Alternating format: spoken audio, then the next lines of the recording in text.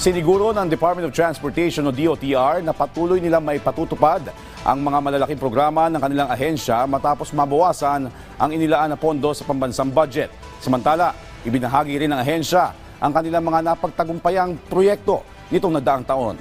Narito ang detalye sa Balitang Pambansa. Ng Infrastruktura sa National Budget 2025, tiniyak ng Transportation Department na hindi maaapektuhan ang implementasyon ng kanilang mga proyekto. Ayon kay Transportation Secretary Jaime Bautista, mayroon silang assurance mula sa kanilang developing partners para sa kanilang malalaking proyekto gaya ng North-South Commuter Railway at Metro Manila Subway. Nakausap natin ang ADB, ang JICA, ang KEXIM, no? At with the support of the Department of Budget and Management, no? Na mag-i-issue ng SARO, ay patuloy pa rin nating maipapatupad itong mga malalaking programa ng Department of Transportation. Sa programa na Bagong Pilipinas Ngayon, ibinahagi ni Bautista ang mga napagtagumpayan ng kanilang ahensya ito lamang nakaraang taon, katulad ng privatization ng Manila International Airport. Giit ng kalihim, hindi lamang ang pagiging kumbinyente at magandang serbisyo ang hatid nito, kung hindi pati na rin ang kontribusyon nito sa kikitain ng pamahalaan sa susunod pang panahon. Dahil dun sa ginawa nating privatization, no, kikita po ang gobyerno ng almost 900 billion pesos for the next 25 years, no?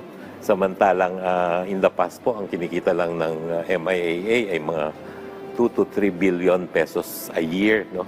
Tiniyak rin ng DOTR na puspusan ng kanilang mga hakbang para mapanatili ang Pilipinas sa International Maritime Organization's whitelist na mahalaga para sa ekonomiya at mga marino o seafarers ng bansa. Kasabay nito, ipinagmalaki rin ni Secretary Bautista ang natapos nila na LRT-1 extension na napapakinabangan na ng mas maraming pasahero, kung saan mas pinabilis nito ang paglalakbay ng mga mananakay mula Baclaran hanggang Sucat na 1 oras ang ginugugol. Ngayon ay 15 minuto na lang ang biyahe.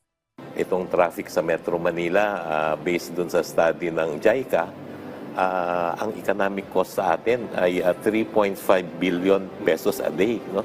So with the operation of or the extension of LRT-1, medyo mababawasan po yung economic cost ng traffic sa atin.